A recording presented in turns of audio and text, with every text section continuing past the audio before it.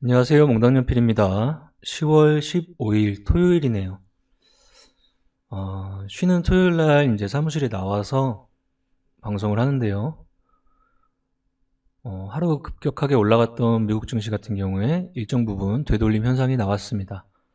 다우존스는 1.43%, 나스닥은 3% 정도 되돌림 현상이 나왔습니다. 그 전날 미국의 CPI 지표 발표하면서 하락에서 시작했다가 어떠한 요인이든 간에 미국 시장은 강력하게 상승을 해서 끝났고, 다음날 우리나라에 영향을 주면서 전체적으로 다 같이 올라오는 장을 경험을 했고, 그 다음날 다우존스와 나스닥은 되돌림 현상으로 일부분이 또 떨어졌습니다. 월요일날 영향 받을 거고요. 심리적으로 급등하고 급락하고 하면서 조금은 짜증나는 기조가 유지가 되고 있는데요. 우리나라 지수단으로 보면은 2100단 또 다시 보는 거죠. 그리고 매크로 환경이 하루 이틀간의 글로벌 증시의 상황이 변동됐을 때 변한 게 없기 때문에 흥분하거나 낙담하거나 그럴 상황도 아닌 것 같습니다. 그대로 진행되고 있습니다. 자, 주간 상승률인데 신라젠이 1등 했네요. 68%. 거래 재개 결정이 난 이후에 2연상을 기록했습니다. 그 2연상의 기조 안에는 쇼커버에 대한 이야기들이 많이 나오고 있네요. 결론은 미국장이 올라왔을 때도 쇼커버의 성격에 대한 수급들이 일정 부분 영향을 줬다. 그렇다면 국내 증시에도 그런 현상이 발생할 수 있다면, 만약에 공매도가 일정한 기간 동안 중단이 된다면 같은 기조의 종목군들이 생길 수도 있겠죠. 그 다음에 증안펀드, 증시안정자금펀드 이야기 나오고 있고, 코스피 200과 코스닥 150에 대해서 설계가 된 시스템이기 때문에 그 증안펀드라고 하는 자금들이 시장에 작동을 할 때 주가의 하방에 대한 어느 정도 역할은 할 것이다 라고 생각을 하고 있고, 저기 옆 동네에서는 여전히 전쟁이 왔다리 갔다리 하고 있습니다. 그리고 앞에 일정으로 보자면 다음 주부터 중국 쪽의 큰 당대회 소식들, 그 다음 11월 똥 넘어가면서 11월 첫째 주에 FOMC, 11월 둘째 주에 미국의 중간선거, 이렇게 진행이 되어 있는 와중입니다.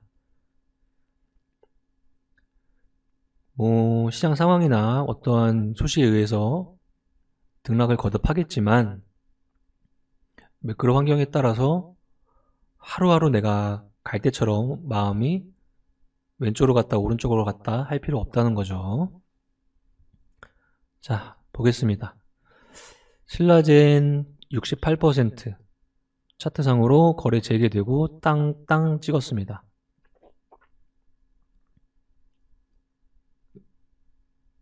자, 볼까요?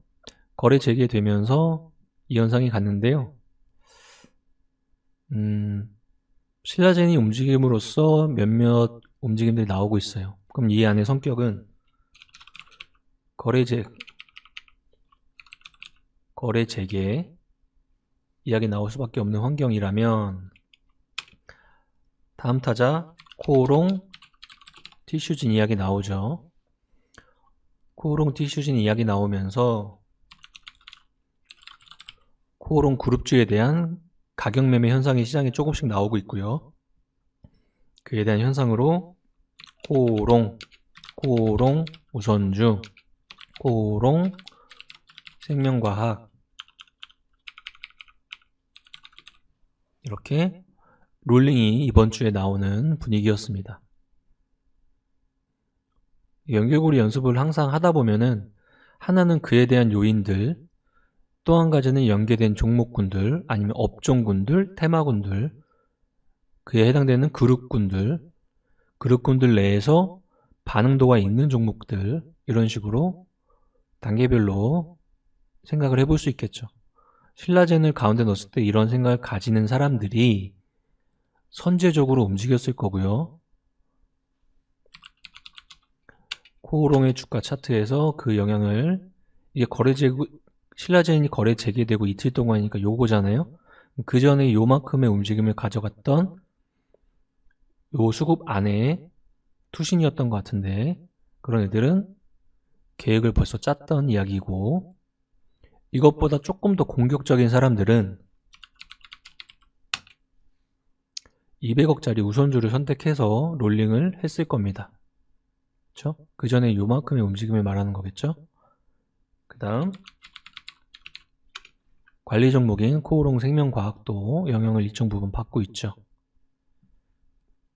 그래서 머릿속에서 기본적인 로직입니다. 이 가운데 자리에 어떠한 요인의 키워드를 대입을 했을 때 여기를 채워넣을 수 있는 뭐 경험치나 이론이나 정보 같은 것들만 있으면 되겠죠. 이 자리에 뭐 항상 쓰는 로직이죠. 자, 그 다음 휴마시스는 경영권 분쟁 이미지 때문에 이번 주에 움직임이 좋았네요. 네오팩트는 시가총액 200억 상태에서 300억 됐네요. 뭐 회사가 정상적으로 다시 꾸려가려고 하면서 움직이는 거라서 성공하면은 이 상태를 만약에 이 상태를 돌려내고 싶으면 추가적인 자금 조달을 해야 되는데 상태가 부채 비율이 200%에 유보율이 이 모양이다 보니 녹록지가 않은 거죠. 그래서 최대 주주가 변경되면서 회사가 팔리거나 그에 따른 현상으로 자금 조달을 진행한다거나 뭐 이런 로직을 비슷하게 끌어갈 텐데, 이 회사는 지금 빌렸던 돈 갚으면서 가지고 있는 자산 매각해서 유동성 확보하는 데 노력을 기울이고 있나 봅니다. 지금 같은 시즌에 이렇게 재무 상태나 움직임들이 저시총 상태에서 움직이는 애들이 조금씩 생기는 거죠. 결론은 이름도 다르고 성격도 다르고 뭐 할 테지만 공통점은 일단 저시총이 돼버렸고 매출단이나 실적에서 적자 상태를 유지하고 있고 역배열 상태에서 강력한 뭐 수급을 동반한 급등이 나온다거나 이런 케이스죠. 이렇게 나온다거나 하는 애들을 몇 면을 보면 이런 상태라는 거죠. 이런 것들도 결론은, 공통점은 앞전단에 봤던 그 공통점이고, 힌트는 감자를 해서 증자를 하고 그에 대한 주인이 바뀌고 뭐 이름이 바뀐다든지 새로운 무슨 신사업을 한다고 하면서 뉴스를 내보낸다든지 이런 패턴으로 진행이 되는 거죠. 왜 지금 이런 애들이 나오느냐? 10월달이고 내년에 이런 애들은 관리 종목이 편입된다든지 상장 폐지 실질 심사가 들어간다든지 그러기 전에 움직임이 나와야겠죠. 뭐가 있을까요? 포스코 엠텍, 포스코 그룹주고요. 이번 주에 움직였던 재료는 리튬 같은 것들 때문이죠. 포스코 그룹은 비철 금속 라인에서 이미지가 큰 회사고 현재 이쪽 라인의 배경이 되는 미국의 IRA 법안 관련 중국산 실업 2024년, 2025년 될수록 다른 나라 거 써 이렇게 펼쳐지니까 국내에서 이런 원료단에 대한 개발 사업이라든지 이런 것들을 충실히 하고 있는 포스코 그룹이 부각을 받고 그 안에서 시총이 좀 작거나 아니면 2차전지 사업 쪽을 직접 하고 있는 포스코 케미칼 같은 애들이 그런 성격을 동반해서 움직이고 있는 상태입니다. 뭐가 있을까요? 코오롱 우선주, 아까 그런 성격이죠. 금양, 위메이드 맥스, 글론, 나이백, 코아스템. 전체적으로 주간으로 봤을 때 로직으로 뽑아낼 거는 뭐 많진 않지만 신라젠의 거래 재개를 트리거 방아쇠 역할을 하면서 연결고리 연습해야 되는 문제가 하나 있었고, 그 다음 미국과 중국의 분쟁 상태가 지속되면서 부의 효과를 발휘하는 쪽에 방산주라든지 분쟁 쪽의 자원이라든지, 그쵸? 이 분쟁에 대한 개념이 반도체 첨단 장비로 넘어간 상태이기 때문에 이거는 단순하게 뭐 히토류나 소재나 이런 쪽을 더 확대 해석할 수밖에 없는 환경이고, 이거에 대한 궁극적인 내용은 시간이 가면 갈수록 중국의 베이스가 있는 공장 쪽에서는 움직임이 둔탁할 수밖에 없고, 신규로 그에 대한 반대급부로 국내에서 실질적으로 지어지고 있는 평택이라든지 이런 쪽의 움직임과 미국에 지어져야 되는 움직임들이 방향성을 더 확인할 수 있는 요인이다 생각할 수 있을 것 같아요. 그럼 이것도 주식으로 끌고 들어왔을 때 지금 반도체가 다운 사이클이 걸리면서 힘든 상태라면, 다운 사이클이 걸리는 상태라면 당연히 업 사이클이 걸리는 때도 앞으로 올 텐데, 그동안에 반도체 업종은 실적이 좋든지 간에 아니면 어떻든지 간에 눌려 있겠구나, 현재 그 상태를 진행하고 있겠구나, 우리가 눈으로 확인할 수 있죠. 그러면 그 안에서 방금 이야기했던 로직을 접목을 하면은 미국에서 커질 애들, 아니면 미국에서 현재 일을 하고 있는 애들, 아니면 미국의 TSMC 파운드리라든지 삼성전자 파운드리라든지 하이닉스 파운드리라든지 그쪽에서 커질 산업에 선을 댈 수 있는 애들, 이런 애들이 지금과 같은 반도체 다운 사이클 상에서 자꾸 공부하고 축적하면서 후보군으로 만들 타이밍이라는 거죠. 다 눌려있죠. 뭐 주가는 벌써 뭐 코미코, PSK, 원익QNC 요런 로직들을 말하는 거죠. 두 번째, 동일한 로직으로 2차전지 산업으로 확대를 했을 때 2차전지 또한 마찬가지입니다.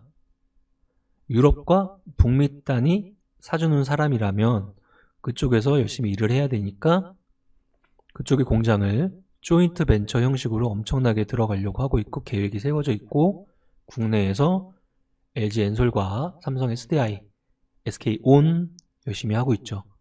그렇다면 장비단에서 그런 쪽으로 공급할 수 있는 애들, 현재 시장 상황 때문에 눌려있는 애들도 방금 이야기했던 반도체 로직과 동일하게 생각해서 준비를 해놔야겠죠.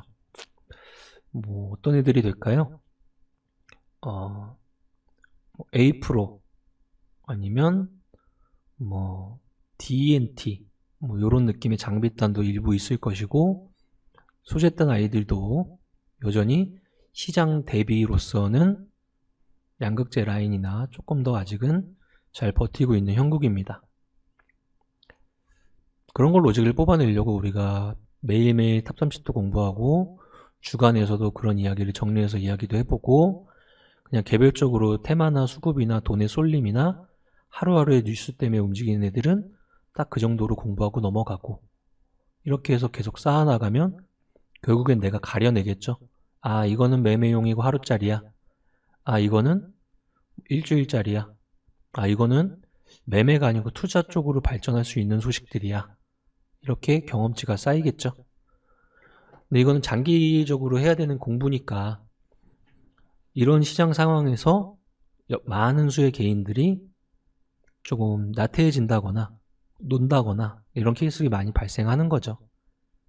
그리고 심리단은 시장 자체가 나를 그런 쪽으로 몰아버리니까 가뜩이나 이제 가지고 있는 종목 상태에서 매크로 환경이 나를 압박하니까 그 두 가지가 맞아떨어지는 최악의 구간에 손절이 진행돼 버리는 그런 효과를 발휘를 하는 겁니다.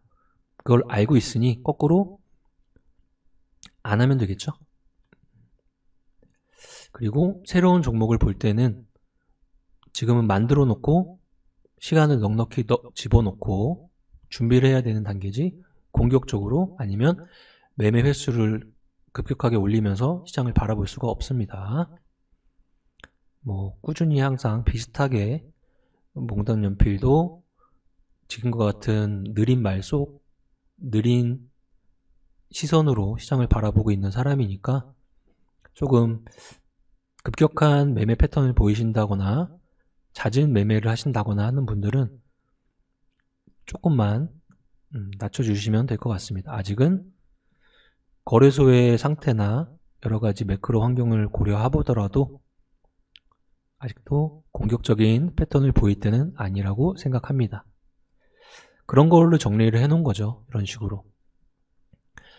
시장은 역금융 장세에서 역실적 장세에 조금씩 진행이 되고 있는 것 같은데 이쪽에 계속 가까워지고 있는 거죠. 개인들은 여전히 가장 손쉬운 정보의 수단인 유튜브에 빠져 있고 그러다 보니까 재무와 차트에 상대적으로 소홀한 면을 보인다. 두 가지가 되겠죠. 해결은 정보를 줄이거나 재무와 차트 비중을 올리거나 그래서 다 봐야 된다. 요거를 사야 된다. 그러니 듣고 사는 거 이런 거에 익숙해진 사람은 요거 3개를 체크하는 기준을 만들어 놓고 들었던 종목들을 체크해보자. 예전부터 간혹가다 써놓은 거. 음식료 업종 판가 정가가 일어나면서 방어는 하지만 원가단의 압박이 끝난 게 아니라서 추세적인 상승이나 강력한 수급을 동반한 주가의 상승분이 아직은 나오고 있지 않다.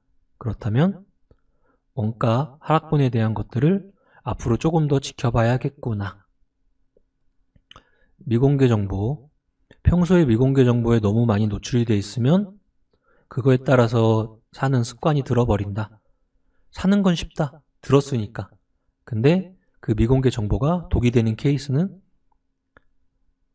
늦게 나온다거나 안 나온다거나 그랬을 때 내가 파는 걸 결정을 못한다. 이런 것들이죠. 공개 정보 블라블라블라블라 이런 것들이 쭉 나온다. 블라블라블라 계속 예전부터 써왔던 거니까. 그래서 종목을 도출하고 기준에 맞는지 체크하고 맞으면 1단계 정보 분석 단계는 끝났고 어떻게 사들어갈 것인가, 시간과 가격의 밴드를 정해놓고 분할 매수를 어떻게 할 것인가, 이런 거 이야기하는 거죠. 스케줄 매매, 등등등등. 개별적인 매매 패턴 중에 하나죠.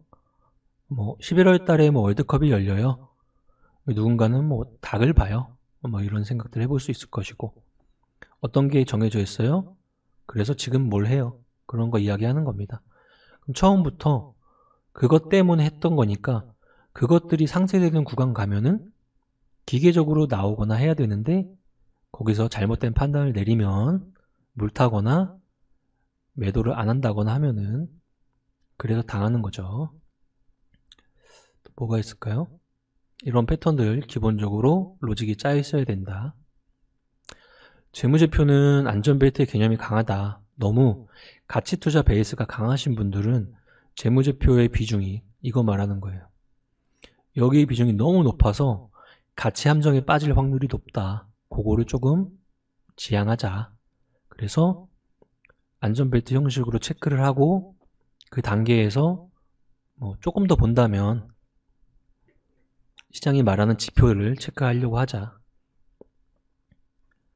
시장이 정상적인 상황이라면 돌아나가서 공격적인 돌파매매 패턴도 잘 보일 텐데 현재는 이런 장이라는 성격보다는 이런 느낌의 장이다.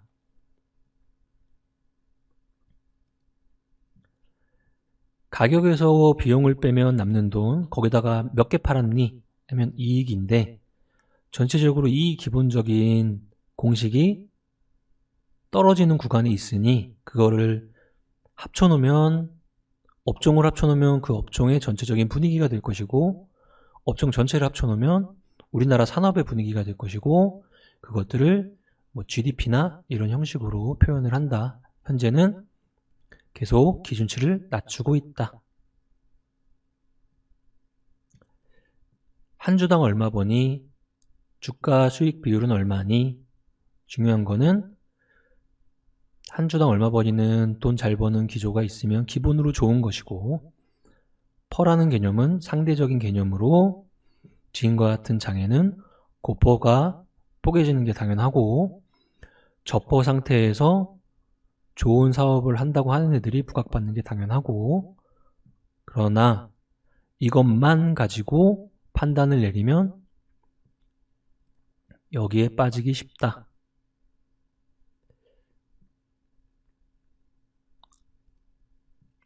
이렇게 연습 문제를 예전에 우주항공이나 이런 거 이야기할 때 이렇게 하는 거죠. 이 자료가 만든 지가 오래되고 하나하나 업데이트하면서 만들었던 거라서 코로나 소식도 이렇게 있네요. 단순화시켜서 종목이 떨어지는 U자의 왼쪽 편에서는 손대지 않는다. 이쪽 편에서 본다. 상승장에서는 정상적인 상황에서 시장을 가져가는 구간만 잘 먹어도 수익률이 좋다. 이렇게 확인해야 되는 자리는 정말 확인해야 되는 자리지 여기서 반등하겠지 하면서 사야 되는 자리가 아니다. 차트는 계속 보는 눈이 커지면 좋고, 보조지표도 적당히 너무 많은 수의 보조지표를 보지 말고 회계적 지식이 바탕이 됐으면 좋고, 정보도 경험치가 있으면 좋고, 되도록이면 외국인과 기관이 사주는 게 좋고, 심리는 본인이 다스려야 된다. 심리가 약하다. 그러면 살 때 분할을 잘 하고, 심리가 약하다. 경제와 관련된 확률, 통계, 심리학, 책 같은 것들을 통해서 강화를 시켜줘야 된다. 물타기 금지다. 물타기 하면 안 된다. 불타기 하기 두렵다. 상승장에서 불타기 두려워하지 말자. 하락장에서 물타기 하지 말자.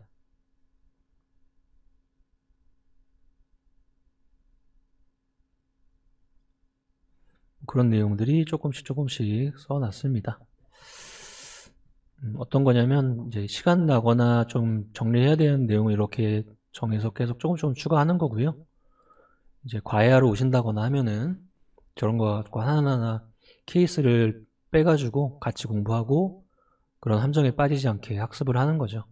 지금 시장 상황은 여전히 ING다 정도로 이번 주도 정리를 할 수 있을 것 같습니다. 이런 시장 상황, 저런 시장 상황 앞으로 1년, 2년, 3년, 4년 계속 겪을 거기 때문에 겪어놓고 복귀를 해서 결과치를 나타내야 그와 비슷한 장세가 나중에 펼쳐졌을 때 잘못은 반복은 안 하고 시장이 잘했던 거는 따라해 볼 수 있겠죠. 공통점은 그때나 지금이나 할 거 하고 원칙 지키고 기준 정해놓고 심리 깨지지 않고 혼자 하기 힘드니 같이 하자. 유튜브에서 같이 하고 더 하시고 싶으신 분들은 밸런스 투자 아카데미를 똑똑 두드려 달라. 이 정도네요. 이번 주간도 변동성이 잦아들진 않았지만 10월 이제 남은 2주 그리고 11월 초반에 2주 매크로 일정 같은 거 이벤트 같은 것들 잘 확인하면서 그 이후에 시장의 변화가 어떻게 생기는지 한번 체크를 해보겠습니다. 이번 주도 수고하셨고 같이 힘들어도 공부하고 나가지만 마세요. 시장 밖으로 나가면 쉽사리 들어오기 또 힘듭니다. 자, 한 주 동안 시장 잘 지켜보시고 다음 주에 또 뵙겠습니다. 이번 주 수고하셨습니다.